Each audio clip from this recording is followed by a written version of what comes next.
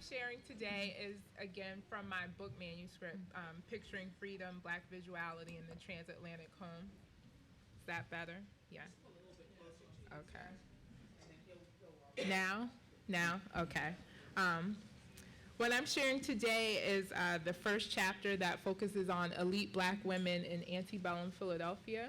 And I'm interested in their visual culture practices as a site for preparing for freedom. In the larger manuscript, I argue that what free Black women are doing in the urban North during the antebellum era both prepares Black and white communities for abolition later on in the 19th century.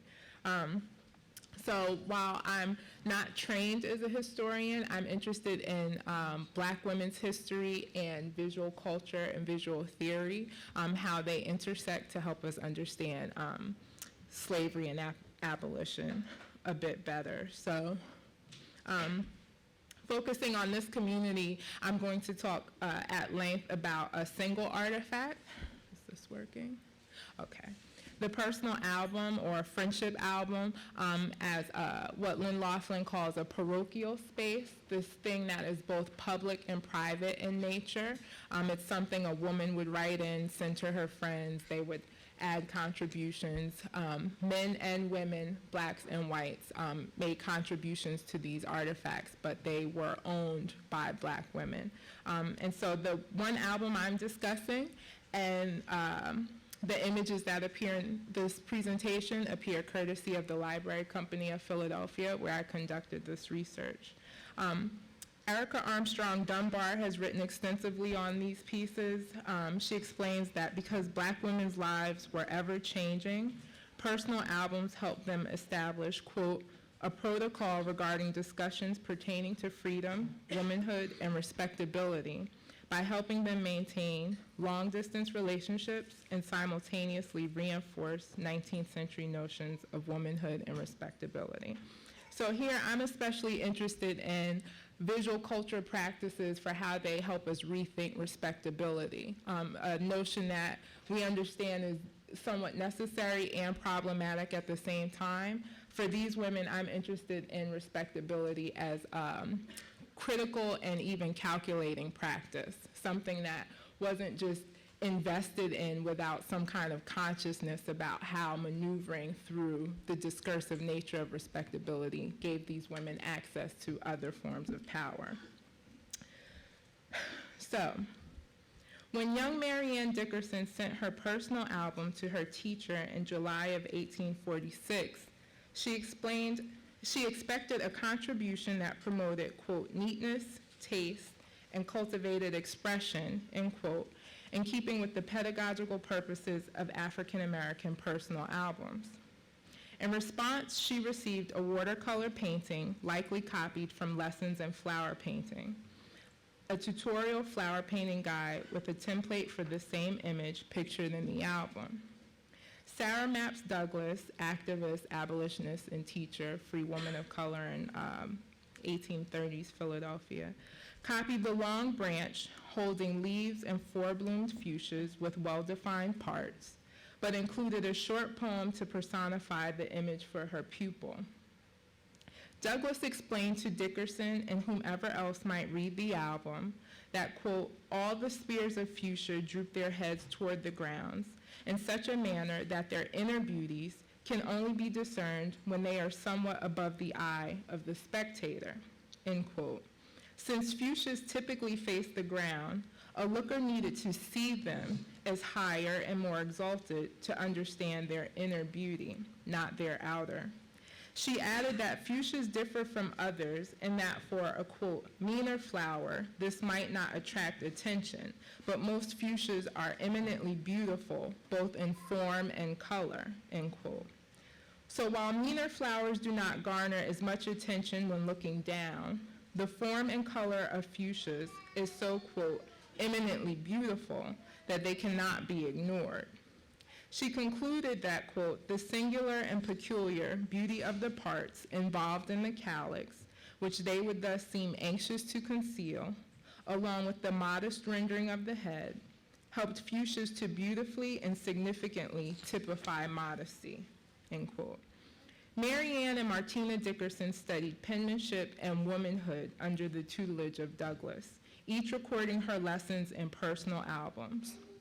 Although Mary Ann's album contains fewer entries than her sister's, it featured writings and paintings from Philadelphia's most influential people. Black abolitionist women who contributed to these albums offered the Dickerson girls lessons in African American women's spectatorship, schooling them on the optics of respectability. In seemingly innocuous offerings, women friends administered lessons on how to read and reappropriate mainstream popular cultures for the purposes of seeing in accord with and performing to the dictates of respectability politics. Douglas' lesson on futures offered her student a demonstration in how to be both familiar with vernacular culture and how to manipulate popular discourse for her own purposes. In what appeared like any other generalist approach to mainstream pastimes, Douglas addressed the political concerns of free Black visibility. At the same time, with this construction of meaning for a copied picture of fuchsia, Douglas made a widely available image more personal and relevant to her own experiences and those of her student. Using mass-produced items, Douglas offered her student a way to understand the spectacular reception of free Black women. Albums circulating to other Black women friends for contributions provided each girl with lessons in the rules of looking and comportment as determined by privileged women of color.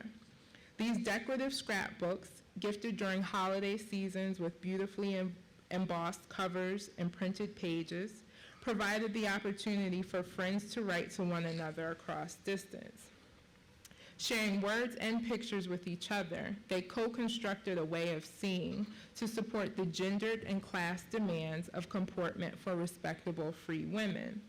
In pictures, poems, and essays, the album provides a glimpse into the semi-private development of new visibilities among free women performing to the dictates of their elite social networks. Albums pictured theories of visuality that accounted for the stares of whites who were unaccustomed or unreceptive to free Black communities, and for the critical perspectives of Black men at home. Out of this double bind of social obligations, Black women practiced a conscious sense of spectacle, or what Fatima Tobin-Roney describes as a third eye of minority spectatorship, where ethnographic film subjects see themselves through, quote, first world eyes. With a hyper-awareness about being looked at, Black women writing to one another in personal albums acknowledge the persistence of white supremacist, and masculinist gazes to shape their own looking practices at the same time. With the third eye, free women performed to these stares, but also developed ways of looking at Black femininity that circumvented their objectification and manipulated it just as well. So essentially, the piece argues that the idea of freedom in the slaving era put visual demands on free women to both perform in ways deemed respectable, but to also conceptualize themselves and one another in ways that exhibited freedom, something that respectability inherently lacks, right, as it demands ways of being public that repress other forms of expression. Beyond the veiled seeing that participated in American pastimes, African American women enjoyed a critical and distant way of seeing that albums helped to administer. With a third eye of minority spectatorship, Black women analyzed experiences of interracial encounters from an outside view, as if watching from outside the encounter.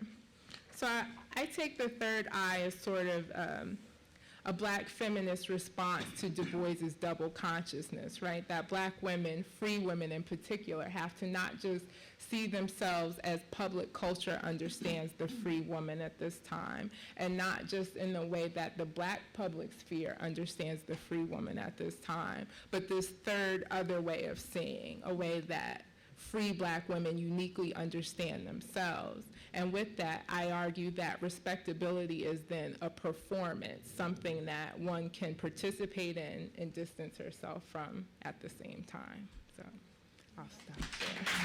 Thank you.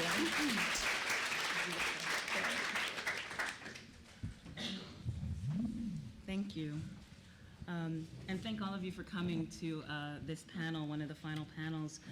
It's difficult to go first, but it's also difficult to go near the end and follow after so many interesting and innovative papers. And thank you, of course, to the organizers for inviting me to participate in this event.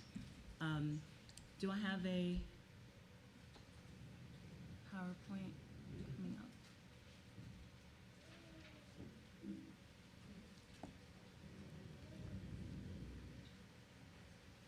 Great. The lights down a little bit. Thank you.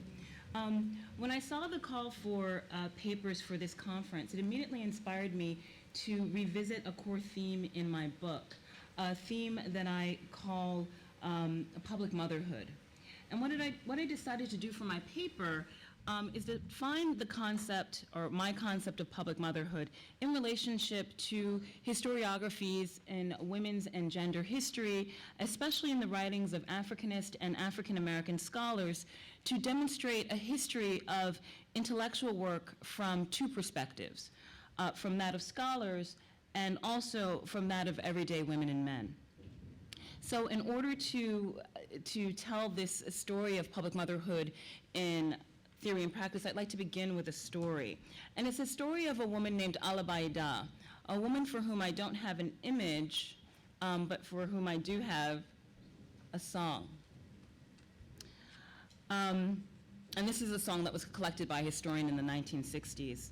And it's a disparaging song, but it's a song nevertheless. It's an interesting historical fragment. During her long life, spanning over 80 years from about 1854 to 1938, Alabaida was married to two kings, survived enslavement as a war captive, and served as an intermediary in the French colonial administration in what was then the French colony of Dahomey in West Africa. In 1911, a colonial officer justified working with her by claiming that in the K2 kingdom in which she lived, that, quote, women really mattered. Within 4 years, the French retreated from this position, stating that, in fact, quote, rule by a woman went against local traditions. Now, this kingdom of K2 was in this broader region of West Africa in what is now the southeastern corner of modern-day Benin. Now, to the local population of K2, Alabaida was the senior wife of the king. The term Ida is that title, senior wife of the king, in her name. But for the French, she was a queen. In all of their documents, they referred to her as Queen Ida. But these are very different concepts of power. As a senior wife, she did not rule over the general population in any obvious way. As a French colonial agent, she collected taxes, she gathered military recruits, and she generally worked on behalf of the French colonial administration, in many ways making her unpopular with the local population. So how did she come to occupy this position of power? Was it, as one man described to me in an interview, that when the king went blind, because her husband, the king, went blind, he didn't see the Frenchman's hand extended. So he didn't see it, so Alabaida saw it, she grabbed his hand, and then she became powerful. Right? That's how he described it to me. I think it's a wonderful parable. So in other words, was all of her influence dependent upon her relationship to the French colonial administration? She was deposed in 1918, partly because the king died, and when the king died, she, as his senior wife, she was supposed to disappear with him, right, accompany him into the afterlife, which she did not do. But by that time, she was no longer useful to the French colonial administration. She actually lived for another 20 years, but she was forgotten and disgraced, and rarely spoken of openly, even in many decades later after her death. But the point here is not to redeem Alabaida, though I must admit, as a graduate student, I did have these fantasies of going in the field and finding this completely different narrative about her, but that's not what happened. Instead, I came to realize that the point is to recognize and theorize the ways in which she occupied an additional problematic space as a public mother.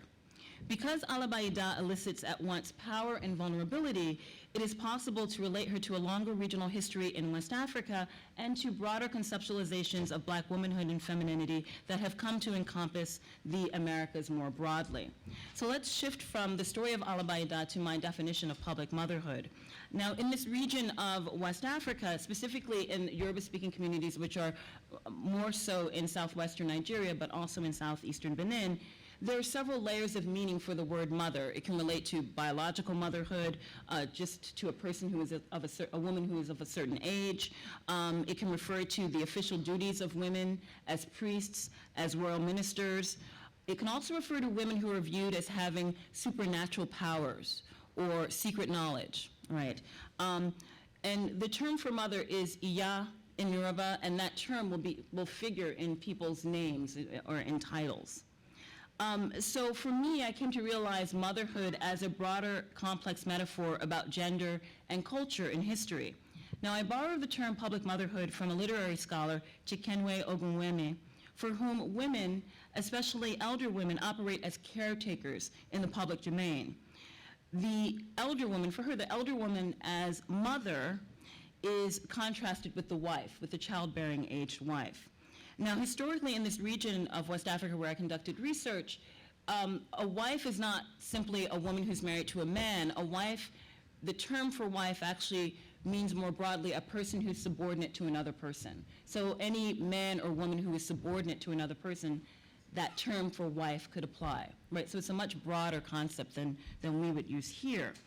Nigerian sociologist Oyewumi similarly emphasizes the difference between wives and mothers to understand the peculiarity of elder women's power, but she naturalizes and in a lot of ways generalizes African women's power as mothers.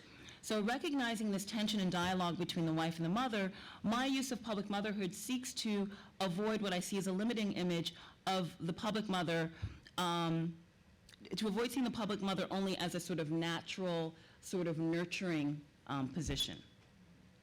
So in order to place my idea of public motherhood in these broader historiographies, I looked at the very vast literature on motherhood.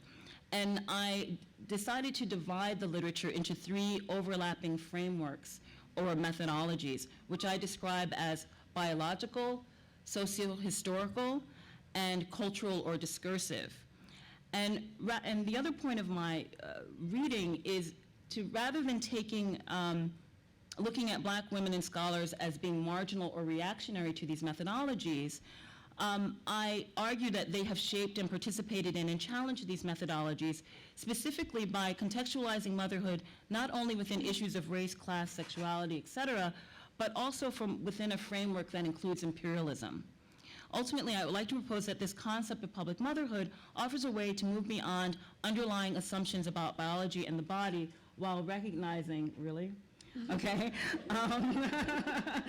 The materiality of the body, especially as metaphor. So let me very briefly talk about these three categories. I did have that minute where the PowerPoint didn't come up. So to talk about motherhood biologically, I talked about the mothering literature.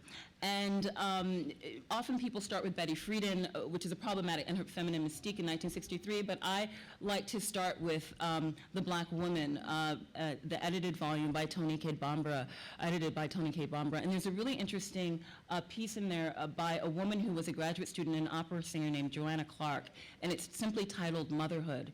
And it's just really, people are nodding like they know that story. And it's a really wonderful way of talking about motherhood in a complex way, recognizing race and gender. Just briefly, she opens with the birth of her son, and she says, "I think I've made a mistake."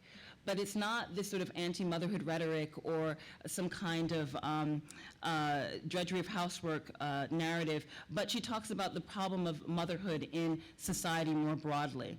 And then she ends with this sort of political call for a sit-down for mothers' rights, and she talks about the farce of welfare politics and that sort of thing. And if you look at this more broadly, you can see motherhood, the experience of motherhood as applying to people, women and men more generally as they deal with society as a whole. In terms of socio-historical understandings of motherhood, there's the maternalism literature, maternalist politics, which scholars usually refer to as political action by women self-identified as mothers, or also the way in which the state tries to control women's and children's lives. And I just wanted to evoke the Women's War in Nigeria in 1929 as an alternative way of looking at maternalist politics. It's an event, it was evoked yesterday in one of the panels. It was an event in 1929 where women in southeastern Nigeria sort of confronted British colonial agents and local men who had been appointed as chiefs, and sort of use songs and dance to talk about a whole host of changes going on in society. And they really had a broad vision of the problems that were going on, and they were engaging in multiple languages of motherhood, fertility, purity of the land, and even an idea of transnational feminism, but on their own terms. And so it's really important to sort of think about how maternalist literature or politics, we might want to take it very seriously and not dismiss it as being retroactive and traditional. And this painting is an artist's painting from southeastern Nigeria, and I think it evokes that sort of image of the Women's War, the word that I actually had translated by two of the panelists yesterday, is a sort of an expression of anguish, right? Just to end with briefly, the idea of motherhood discursively. I build on, I'm inspired by Evelyn Brooks Higginbotham's idea of a meta-language of race, and I think that we can explore a meta-language of motherhood, and you can ask me about that more in the questions. Just to briefly return to Alabaida, precisely because she was not an official titled minister of the kingdom, her position of power was easily called into question by the local population. She may have operated as a public mother, but in local terms, she was seen as, that's strong, she was seen as the epitome of subordination as the wife of the king. But I think she was able to sort of build upon a sort of space for public mothers as powerful figures, despite her position as a wife.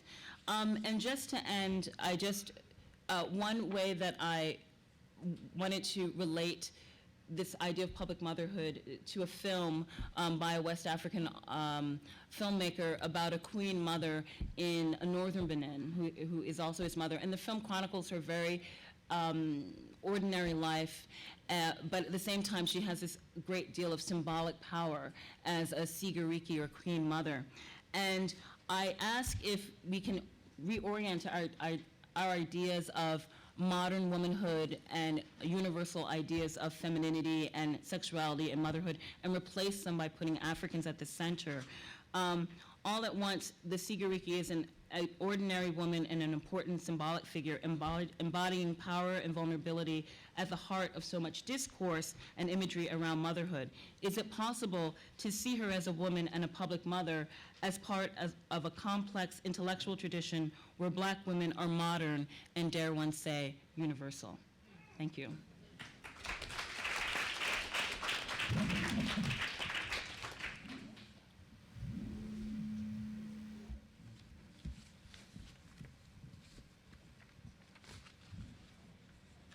Okay, so thank you to the organisers for inviting me, and thank you all for being here. I'm echoing what Lorelle said and what other people have said before.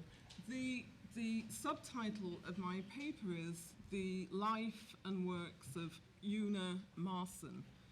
And in the interest of time, 10 minutes, I'll just have to read what I can from what I submitted.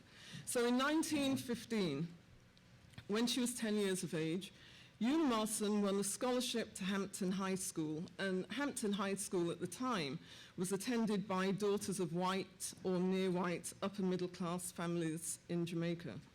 Marson was one of the few dark-skinned students at Hampton, and most of the dark-skinned students were there on scholarship, without which their families would not have been able to afford the annual school fee for tuition and board, at the time around $400 US.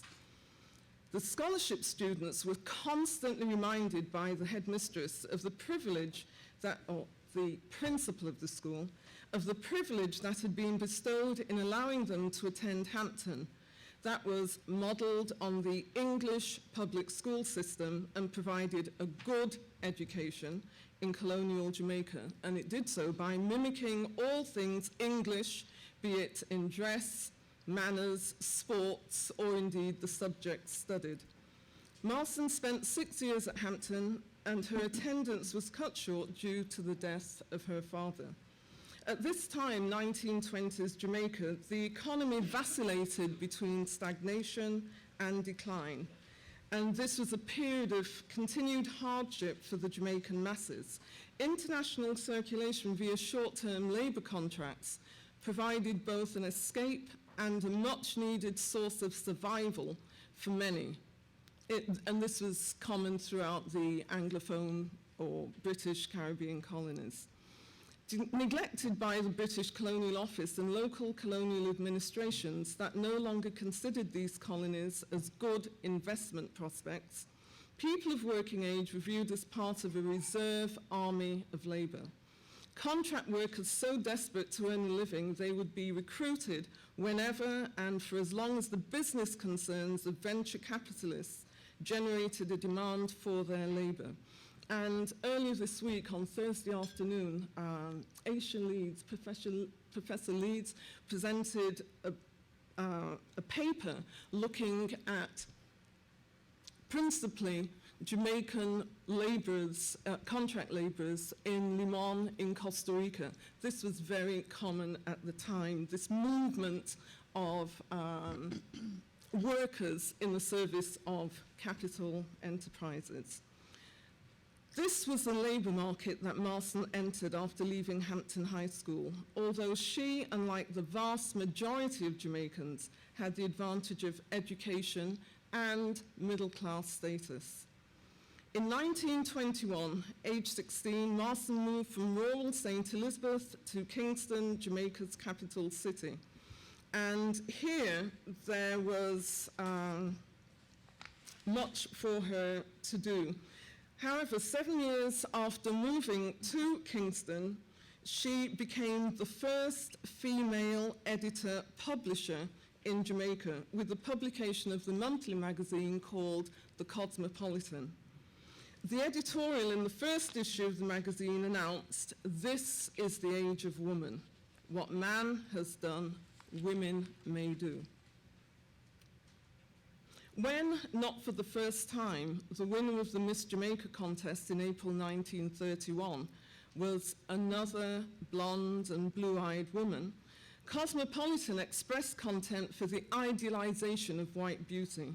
Quote, "Announce in the daily press that very dark or black beauties will not be considered. There is a growing feeling that Miss Jamaica should be a type of girl who is truly representative of the majority of Jamaicans," the majority of Jamaicans at that time, and in fact today, being African descent. During its short existence, Cosmopolitan focused attention on the many practices that discriminated against women in Jamaica according to their race, class, and gender, issues that Marston would continue to challenge in her work. Before leaving for England, Marston staged her first play, a play called At What Price?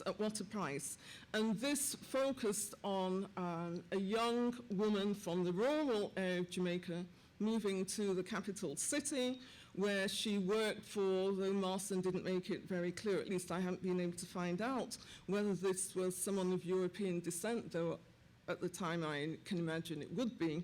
And this young woman became pregnant and was forced to return to the rural area. So that was the plot of this play.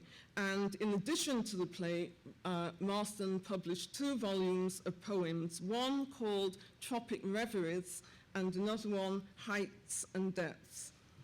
However, after the staging of her play, she moved to England, and during the early weeks and months after she arrived in July 1932, Marston sought work as a stenographer.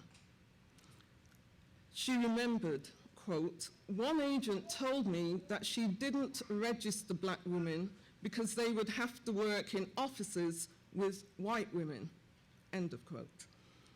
So much to Marston's dismay, employers in England were not interested in her professional skills and made no distinction between her as a middle-class Jamaican woman and poor black working-class women who lived in England at the time. Marston soon gave up looking for work and accepted the position as an unpaid assistant secretary to an organization known as the League of Coloured People, and at the same time she lived with the Moody family in London.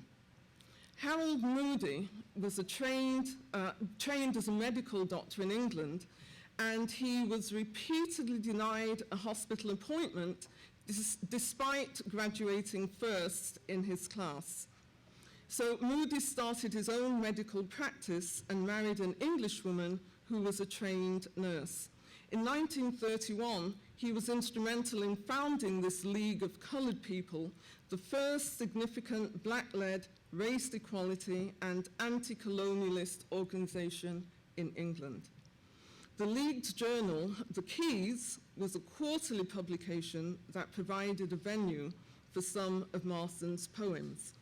So, having arrived in England in 1932, during her first year in England, Marston wrote a poem, the title of which is Nigger. And the poem begins, "They called me nigger, those little white urchins.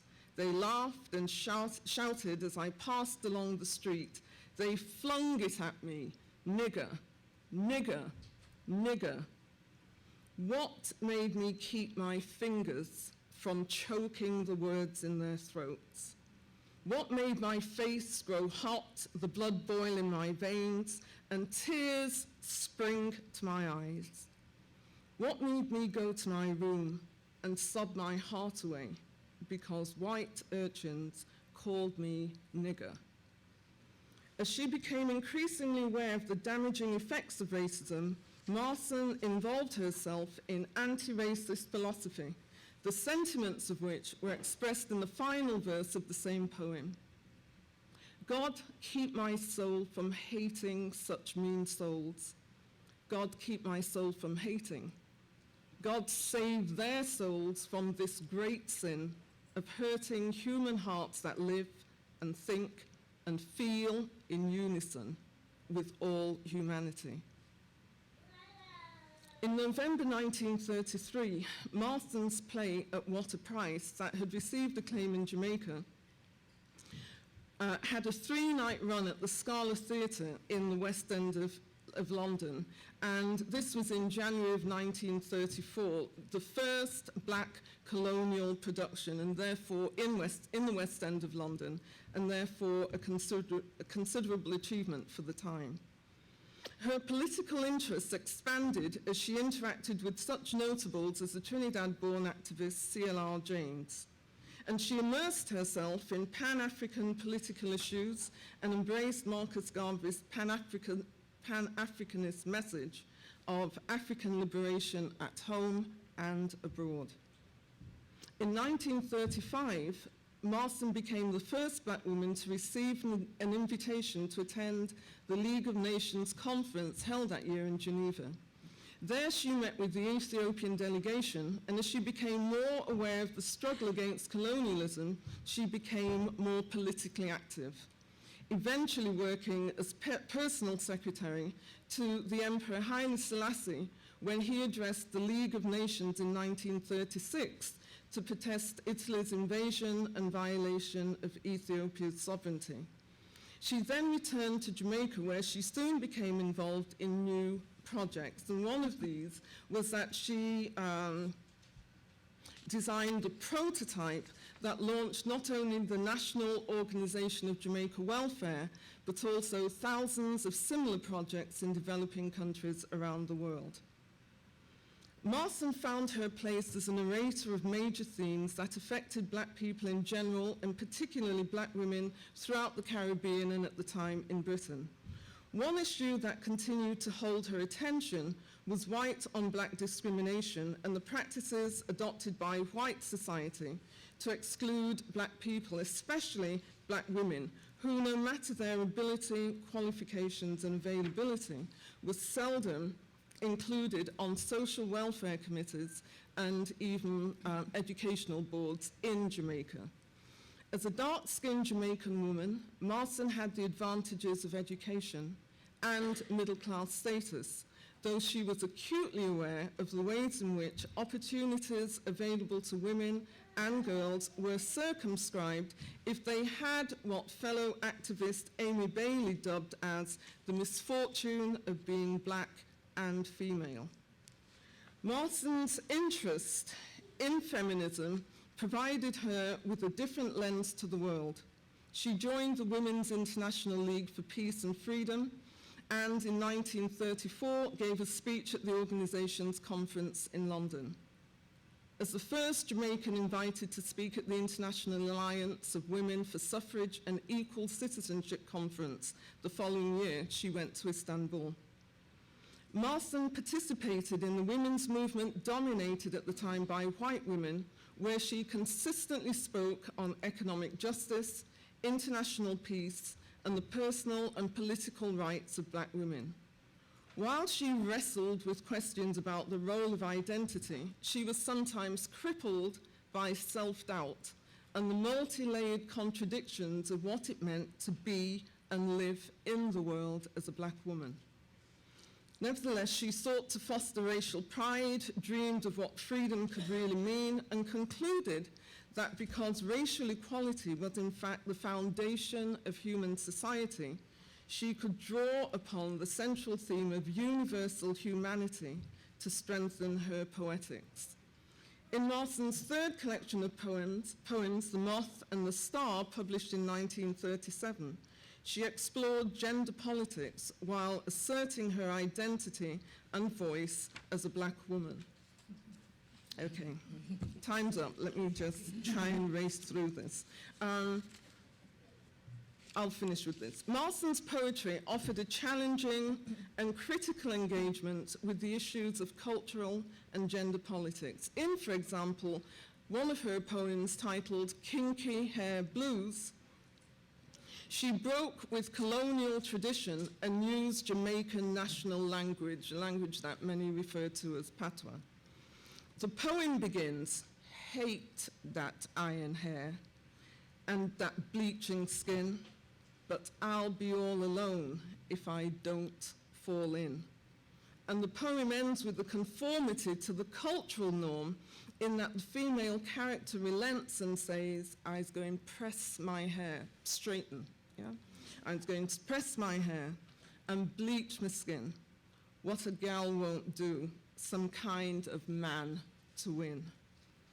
While foregrounding issues of cultural politics, the weekly Public Opinion, this was a magazine for which she wrote, devoted a full page to literature, and I can't say much about that, but what I'd just like to get to is the fact that on the 11th of March 1943, Marston achieved another first when she became the British Broadcasting Corporation, the BBC's first black woman producer of the literary radio program known as Caribbean Voices. The new program was broadcast for 1 hour each Sunday evening, and aspiring Caribbean poets and fiction writers submitted their work in the hope that its merits might be discussed, if not read on air, by Marston and her invited guests. By 1945, Marston had become weary of the internal battles at the BBC. For example, liberal whites were uncomfortable with Marston's affirmation that the authentic Caribbean voice and aesthetic had value and was indeed beautiful. Charging that various managers sought to promote British authors to Caribbean listeners, Marston left the BBC in late 1945. So I would just conclude by saying that, like many of the women presented in this conference, Una Marston, for me, defies categorization because she did it all at the same time. She was a poet, she was an activist, she wrote plays, she did all kinds of things. And she began publishing during a period of social and cultural change when dissenting voices were beginning to be listened to, and this in a cultural context that discriminated against women. Undaunted, much of her work was from the female perspective, and her life has been described as bridging the gap between the colored middle-class world of pre-independence Jamaica, the literary life of wartime London, and the emerging politics of color of the interwar years. Indeed, Una Marston represents a courageous struggle to live an independent and racially conscious life. And this was expressed, I believe, in her poem, in her third collection, titled Towards the Stars. And she ends this by saying, "But to cheat life of its ignominies, man must stand alone, firmly planted in humanity, and grow towards the stars." Thank you.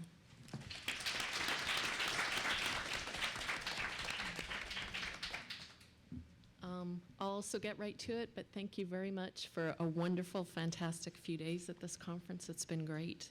I just want to open with the words of Mary Ann Shadd, on whom I'll focus my excerpt today and tell you a bit more about as we go along. And this is her writing in her paper, The Provincial Freeman. "If there is any one thing that tends to intensify one's contempt for the Muslim multitude, it is the nothingness the delicate creature displays when invited to aid in a work for the general good. You must be surprised at the pains they take to impress you with their feebleness. Must not think of helping without getting Mister's consent. Young ladies who have no misters to think for them really do not know." This was Shadd writing to herself in a masked letter to the editor in October of 1854. My focus on Shadd here raises the larger questions I'm asking with the new project on Black women in the press from the 19th century through the early 20th.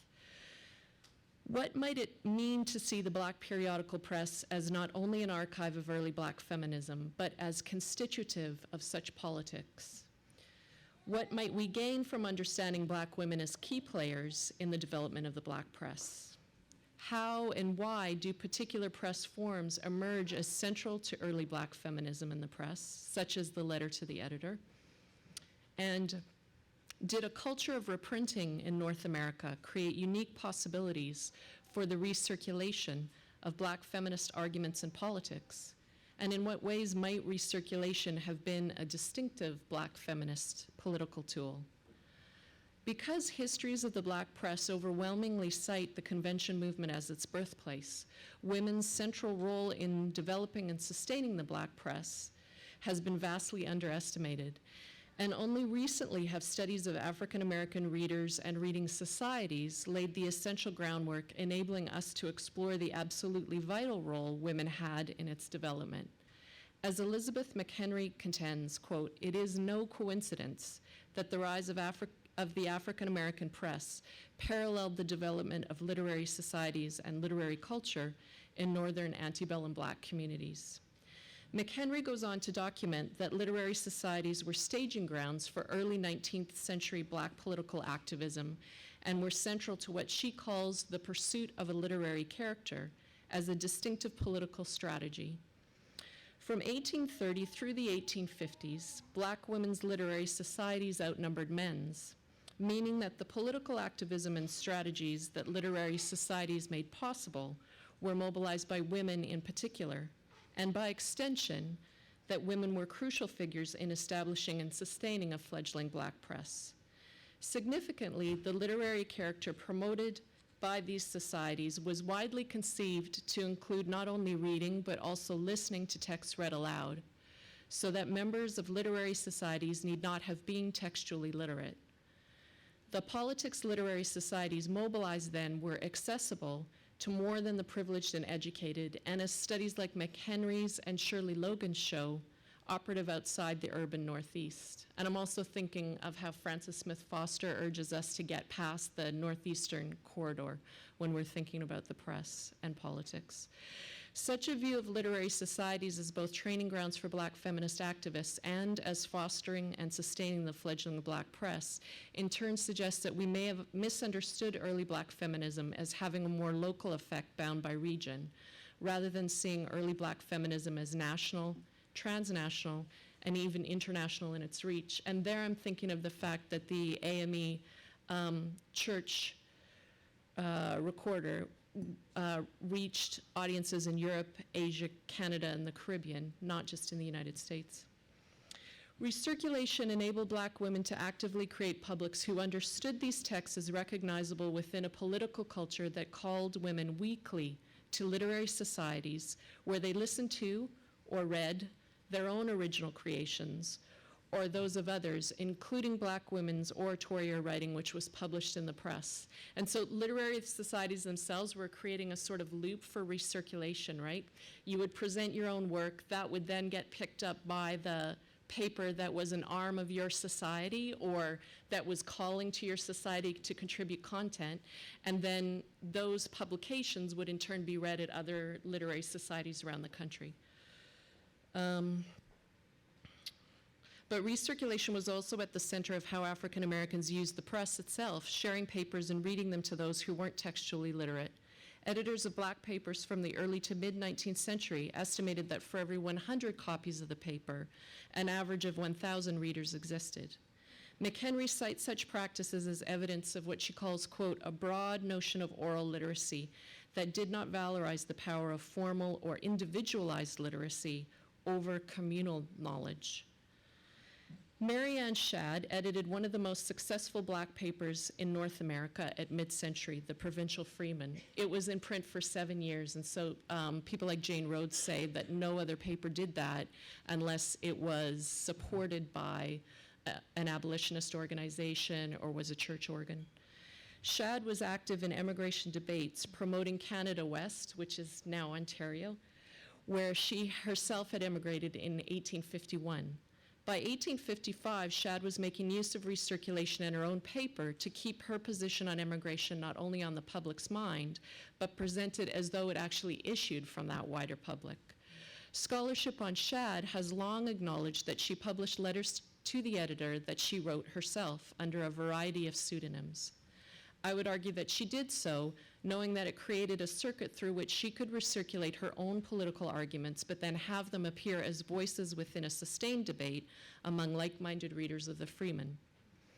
In late May 1855, Shadd wrote as XYZ to tell her readers in the US that Chatham has, quote, among all classes and complexions, good mechanics, storekeepers, teachers, and laborers.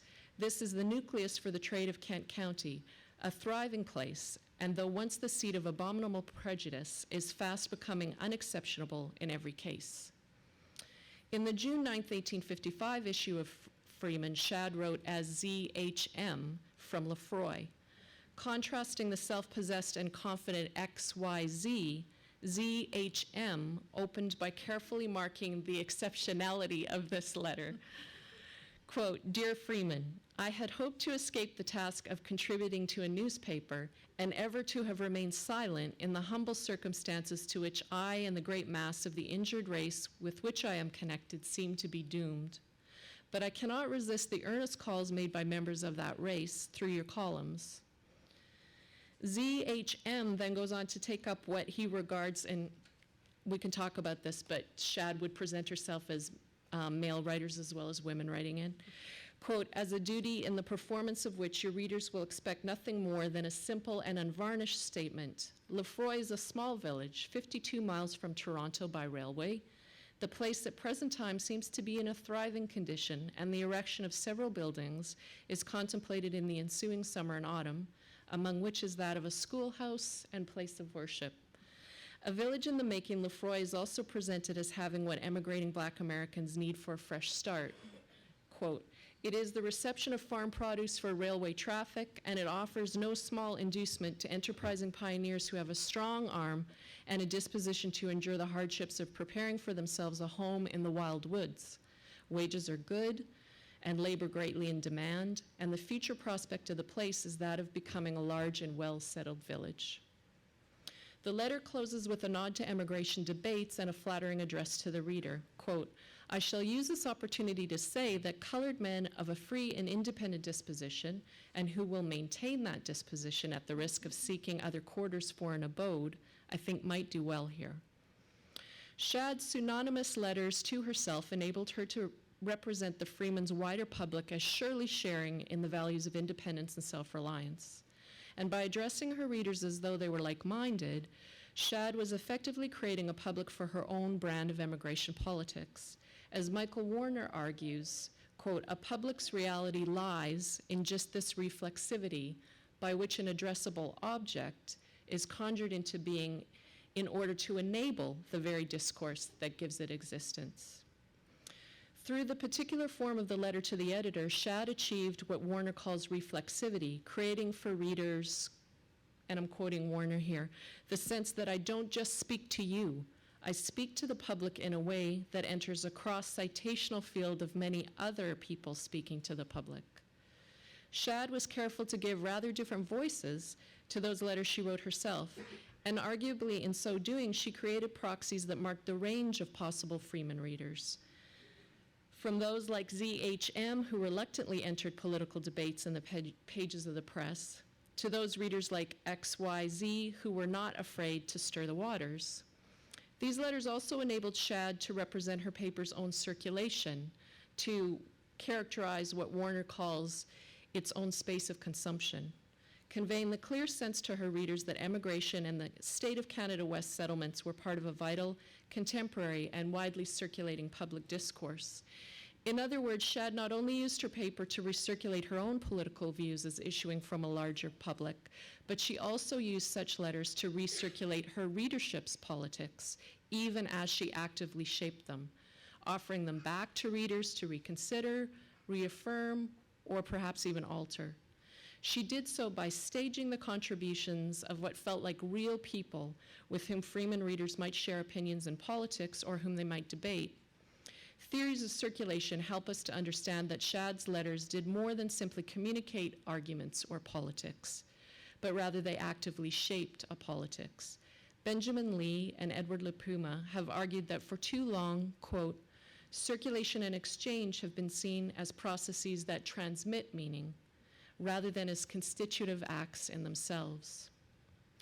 For an understanding of early Black feminism and the press, this would mean that we understand recirculation as not only deliberately mobilized by Black feminists to make publics, but also as capable of shaping those publics as self-aware of their position as part of a much wider whole. In that sense, I see recirculation as a series of repeated acts that actively shape new forms of subjectivity and identity, grounded in the everyday. Shadd was actively building a public interested in emigration by rendering visible and embodied, in letters to the editor, that community that Benedict Anderson has argued is only imagined in the act of reading the newspaper. Thank you. My teacher was Manning Marable. And there was, in fact, a woman on the syllabus. It was Bell Hooks.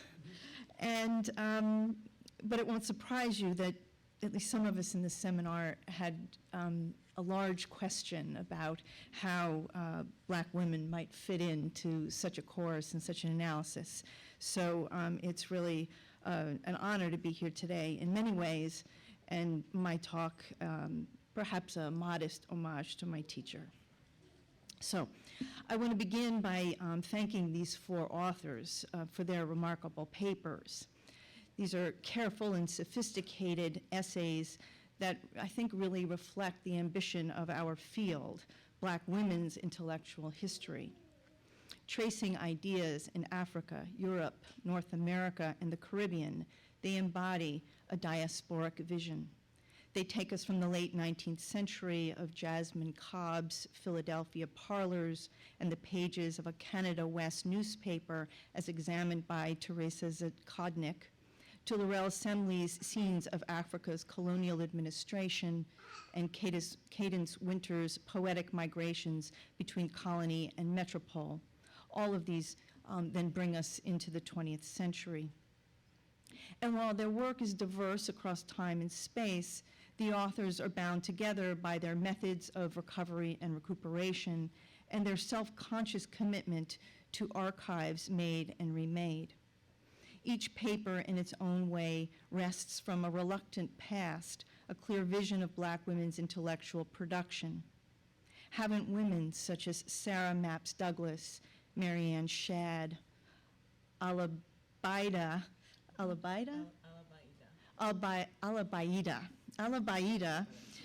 was saying it as two names as I was reading it, so it runs together. It's very beautiful. So Alabaida and Una Marson, haven't they always been present in a sense?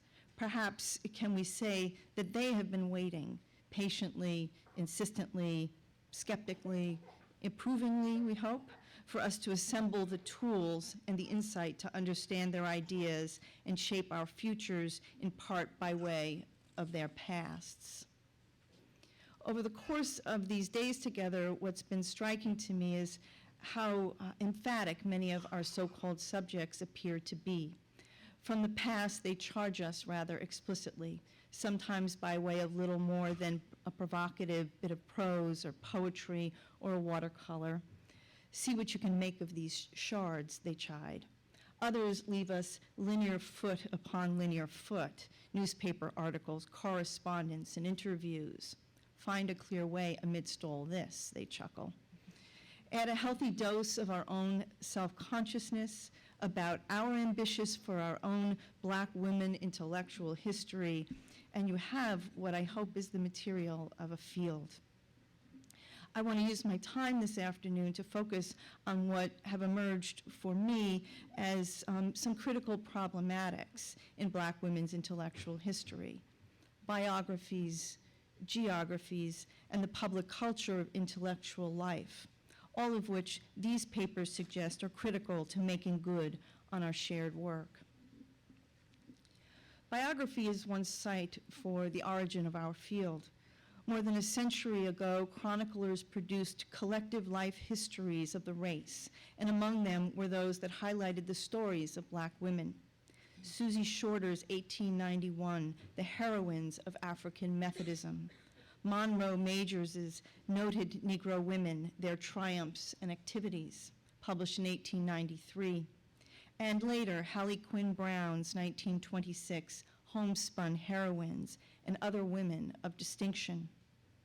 Writing against the rising tide and later the recalcitrance of American apartheid, these historians of a sort left us bold traces that make clear that Black women have always been agents of culture and politics and the producers of ideas, ideas that mattered for the broader well-being of their communities and the nation and the world.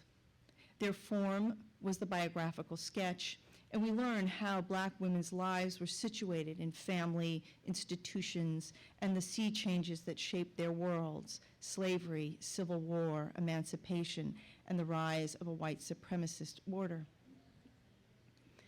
If these early chroniclers left biography to speak for itself against injustice, we can't be quite so reflexive, I think. In these papers, the link between Black women's biographies and their intellectual production is complex, uneven, and at times contradictory. Implicit are a set of assumptions about such linkages. For Jasmine Cobb, biography appears to be essential. To know Sarah Mapps Douglas's ideas requires situating her quite firmly in time and space. And for Cobb, it is the extent to which women like Douglas could inhabit the parlor that explains their expressive vocabularies and the networks constructed thereby. For Teresa Zackodnik, biography is perhaps assumed, or perhaps it's irrelevant, you'll tell us. Marianne Shadd comes to us wholly formed, a journalist, and this alone has an explanatory power that overrides the need to know Carrie's story of origin, it seems.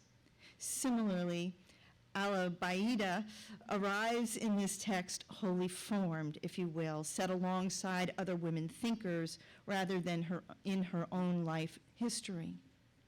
In the case of Cadence Wynter's treatment of Una Marson, biography appears to be essential again, as Wynter goes a long way towards suggesting that we can only understand Marston's ideas through her past, her family, and education in particular.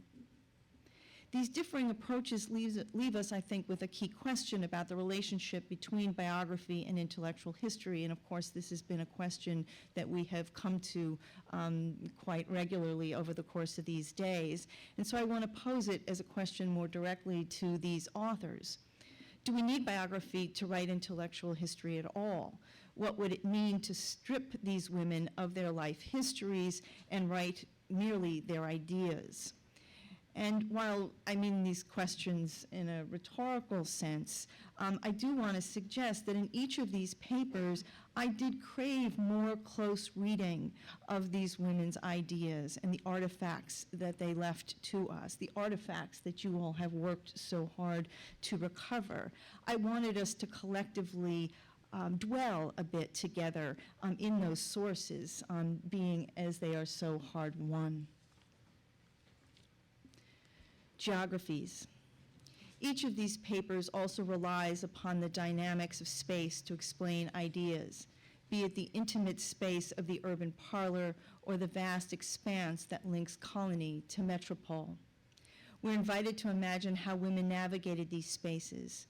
What Teresa Zackodnik most forcefully suggests is the necessity of technologies for traversing space.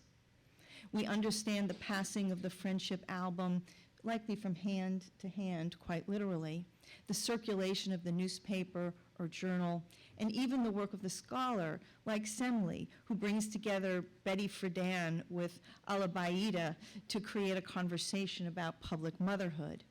Each of these are attempts to manage, if not master, space.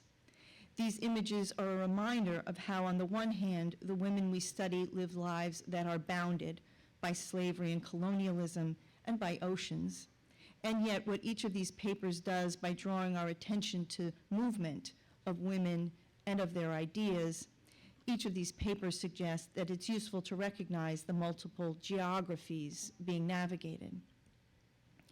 There are intellectual geographies that are also reflected in these papers, though they are faint, I think, still in their current versions. Here, I want to ask the authors each how they understand Black women's ideas to be situated in spaces of sociability, politics, and the technologies of print culture, but also how they were situated in a realm of ideas. How, for example, can we understand Sarah Mapps Douglas to be part of a broad thinking about friendship and women's sociability? Can we, for example, understand the critical dimension of her ideas by setting them alongside the ideas that animated the lives of the women that, for example, Carol Smith Rosenberg recovered in her Female World of Love and Ritual? Regarding Marianne Shadd, could we in part understand Shadd to be debating conventions of journalism with her peers, Frederick Douglass, William Lloyd Garrison, Jane Swisshelm? In the case of Una Marston, how might we situate her in an intellectual geography that includes C.L.R. James, more explicitly, though I know James is there, or Amy Césaire, or perhaps Langston Hughes? My examples here are only suggestive, and I'm much more interested in how these authors would draw the intellectual geographies of their subjects. On this point, Semley's essay is most interesting. She places Alabaida among other West African thinkers, while she also boldly places her alongside Betty Friedan, as she mentioned, but also Anna Julia Cooper. And I would love to hear more from you about how you constructed that particular intellectual geography for situating someone, a West African woman like Alabaida. Related to this is a question, I think, about our own training. Some of us, perhaps many of us, were trained in social or cultural history or in literary analyses that included the close reading of text and historicism. Here, my question is about our own intellectual geographies. What do we need to know or to teach ourselves in order to recognize the intellectual situatedness of the women about whom we now write?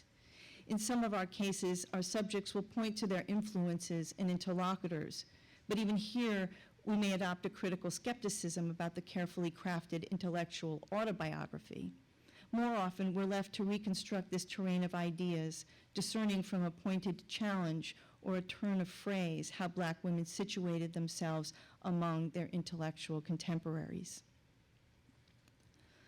Finally, the public sphere, the organizing rubric for our panel. Many of us, I think, came to Jürgen Habermas's analytic of the public sphere as it's been reinterpreted by Nancy Fraser and, of course, by Evelyn Brooks Higginbotham, who used the notion of the counterpublic to explain the significance of the collaborations of Black Baptist women in the 19th century United States.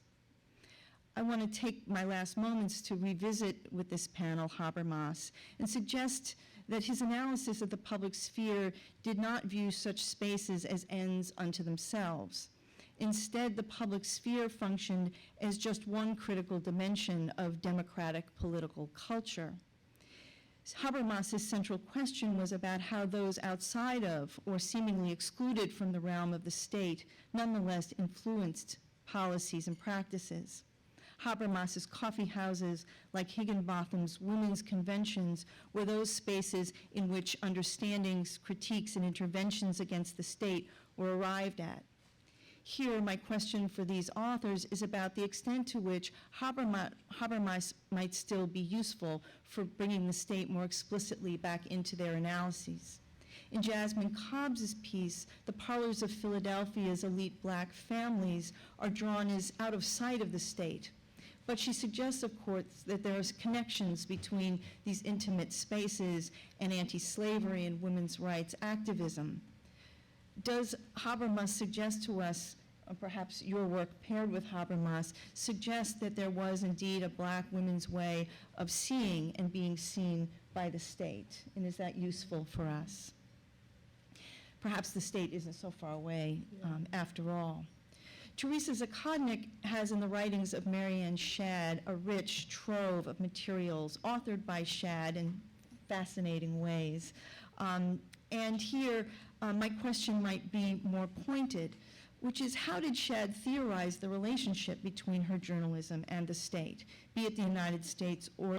When she left the editorial chair, she said that it was because now the women would basically leave her alone.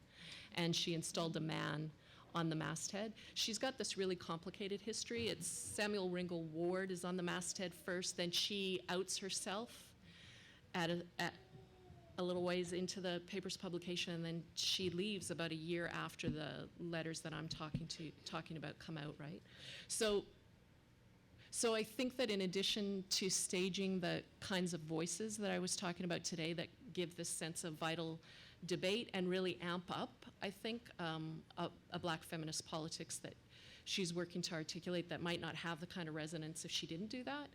I think that she's also taken on those proxies to help her manage what is a pretty difficult position for her at the time, at mid-century, being a public voice, being the only female editor at the time, really being dismissed for it. And so then I think more about the lineage that I would place her in instead of necessarily her contemporaries like Swisshelm or Frederick Douglass. And I think of someone like Mariah Stewart, who's run out of Boston, but who gets her start by writing a letter to the editor in the Freedom's Journal and is recirculating her politics in Garrison's The Liberator in ways that feel to me like Shadd maybe learns from, or she's a foremother anyway. Yeah. Hi, I'm Brittany. Your comment right then made me think of this great quote from Polly Murray where she writes these letters to the editor. This is in the mid-20th century, but she says it's confrontation by typewriter. So that's how she sort of thinks of it as a form of activism. But I had two questions, one for Professor Jones and one for Professor Cobb. For Professor Cobb, I was intrigued when you mentioned Sarah Mapps Douglas because I just found out like in the last couple of weeks that she was an early sex educator. And I didn't realize that, so I wonder with your sort of formulation of respectability as performance, how that plays in, because from what I read, she sort of says, leaves a note to destroy all of her lectures on anatomy at the end of her life. So I wonder if what your thoughts are about that. And for Professor Jones, the questions that you raised about how we do intellectual history made me ask the sort of more obvious question. Maybe it was asked in the session that I missed, but as we're sort of thinking about this field, what do we mean when we say intellectual history? Like, do we mean a history of ideas? Do we mean a history of people who create ideas? Do we mean both? Do we have to make connections between the ideas that folks are creating with other folks? I mean, so does there always have to be this attention to genealogies? So what kinds of things count as intellectual history? About Sarah, I didn't know she wanted these things destroyed. That explains some problems with finding this stuff. But I did know that she was doing this, and it was a big deal. She was the first woman to give lectures on anatomy and physiology at a medical college in Philadelphia, and she used mannequins, French mannequins they were called, I'm not sure why.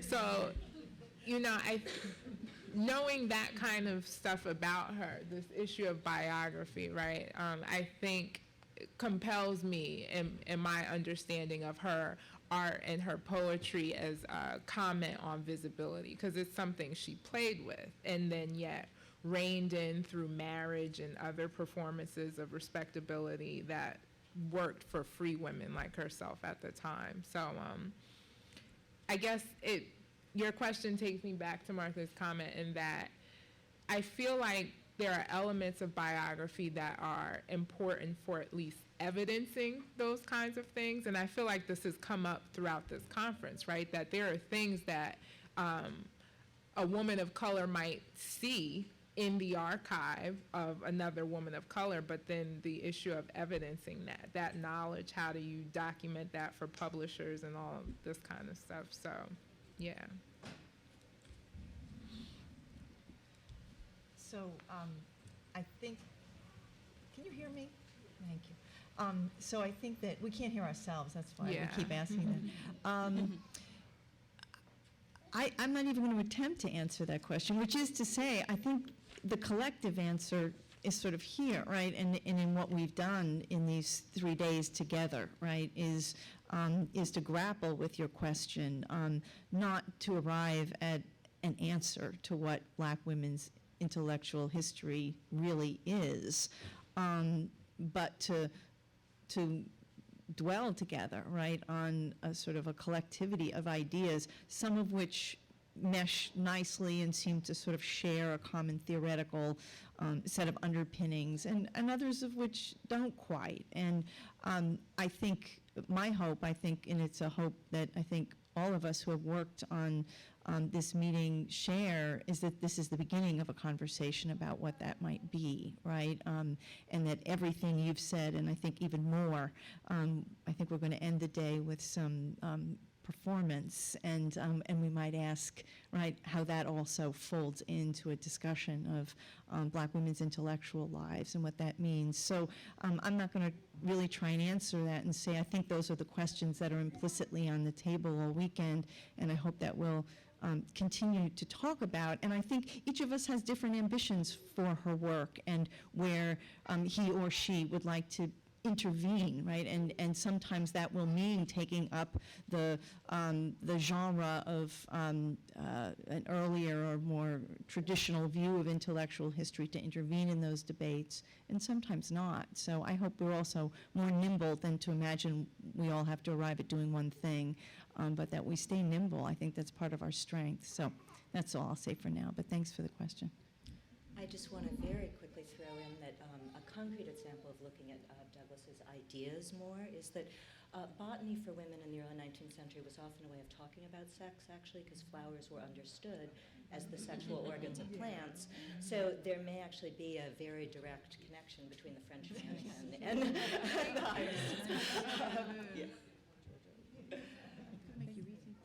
Thank you all for your papers. I had a question for Professor Cobb.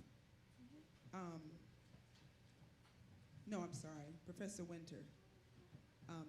I'd never heard of Marcin, is that her name, before?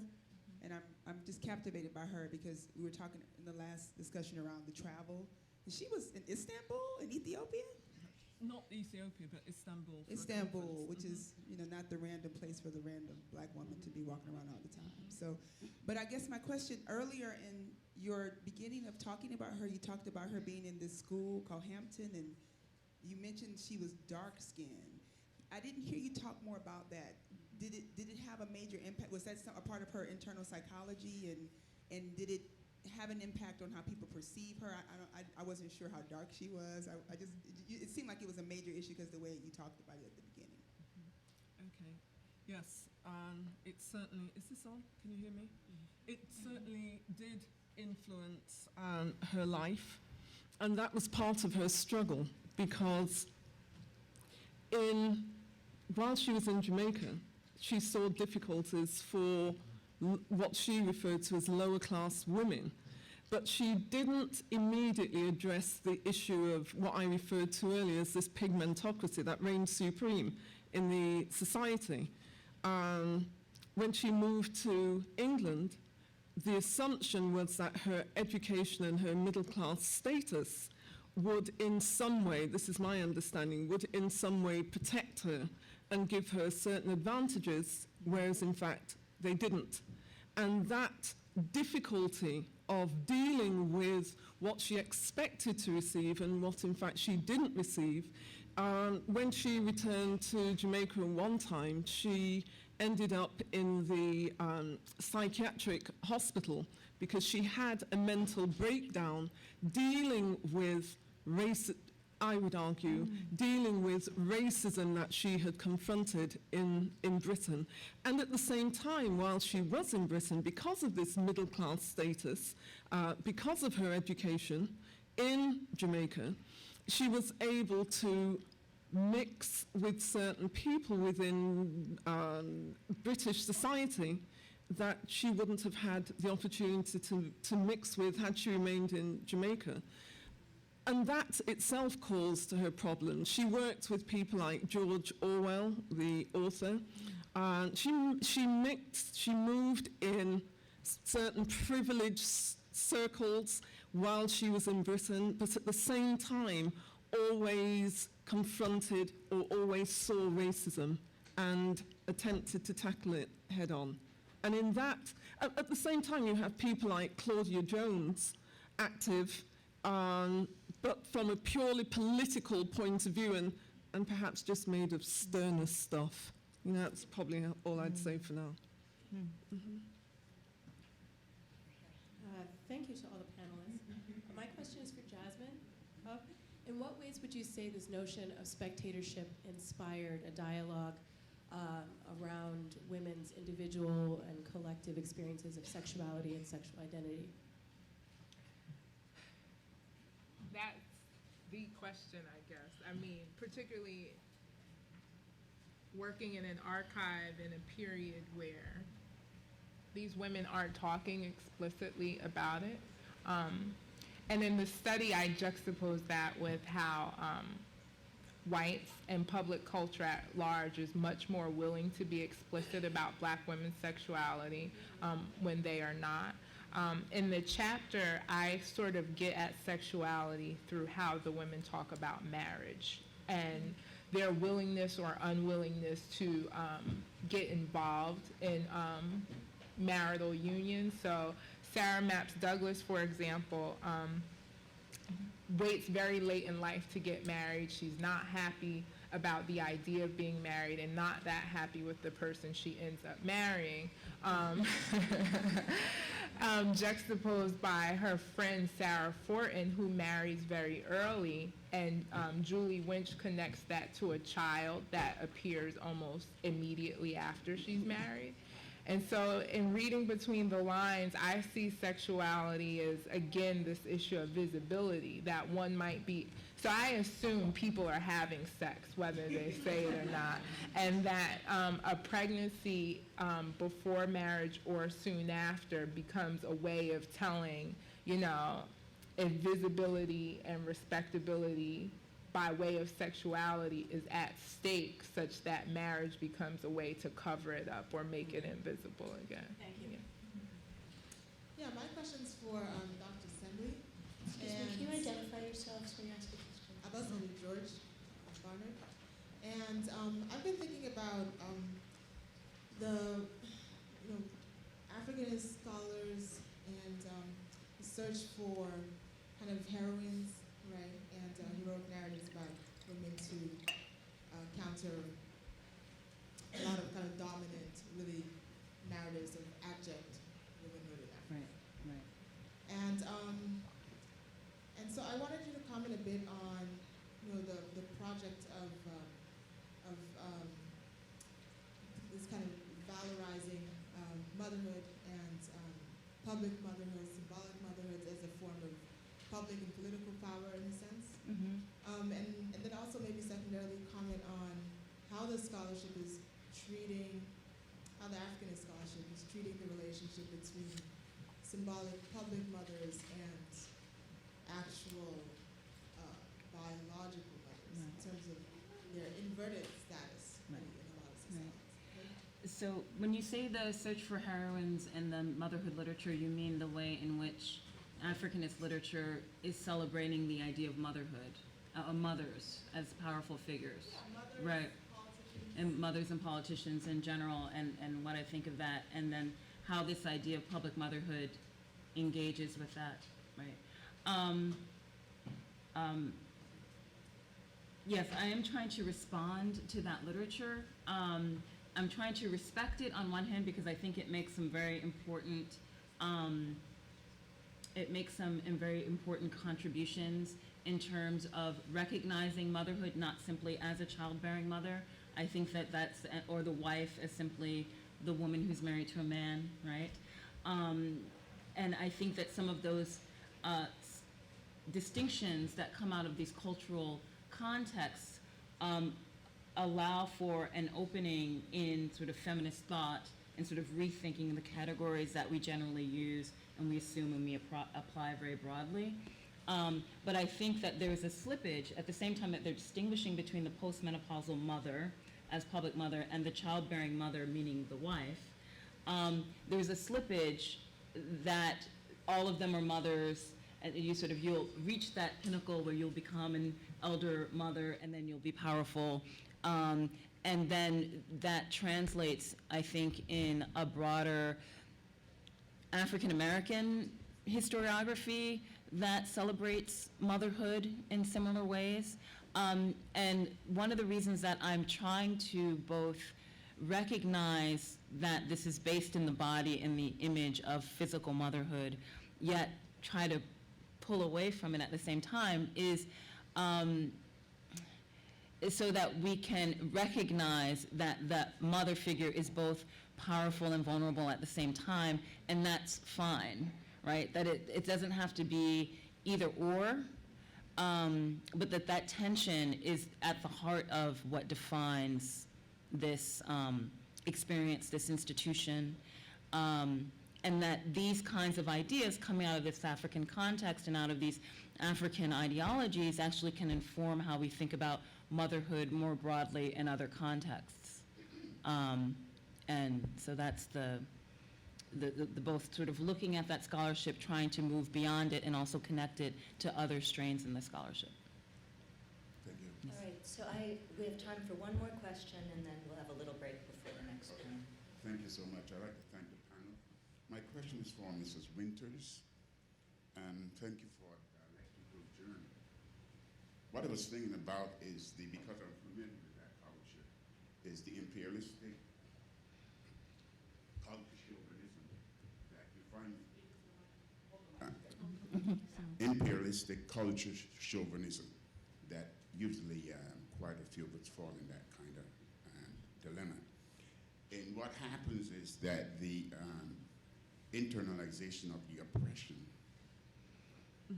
that create this self-hatred, self-denigration, and sometimes, when the sister was speaking, sometimes suicidal behavior. Do you see, is it functional? I think it's pathological, but just to survive when you're being thrust in these cultures, the things that you start doing to yourself, like bleaching, straightening hair. You see this in Nigeria and Ghana. I was there. I see the same behavior. And what is your feelings about that? And my other question is to the lady here. I really do not think that Betty Friedan, yes, was right when she wrote The Feminine Mystique. You don't think she was what? When she wrote The Feminine Mystique, that she had anything to do with black people. Oh, no, she didn't. No, I agree. I'm not saying that she did. I'm sorry. I'm not saying that she did, but I'm saying that you can't separate the fact that she's living in a time period where these ideas, the civil rights movement is going on, there's decolonization. She can't escape that, right, in the suburbs, even if she doesn't. So the silence on it is actually, it speaks volumes. That's So what I we would say. need a very quick answer Yeah. here. Just Okay. Yes, I would say, as often happens when people are confronted by situations where they expect one thing and they're faced with something else, it may cause them to question their own value. And for me, for Martin to be writing about how deeply she was affected by what she refers to as these white urchins, these white poor children, calling her nigger. Just the use of the term, for me, suggests that she has taken on something of the negativity attached to that term for it to have that profound effect upon her. So yes, we do contribute to our own self-destruction, and whether we realize this or not, I think we take on these negative ideas that have been used to define us without consciously realizing the extent to which we have taken them on, and that's why they affect us in the way that they do. That's my quick answer. all right, let's thank the panelists and continue the conversation.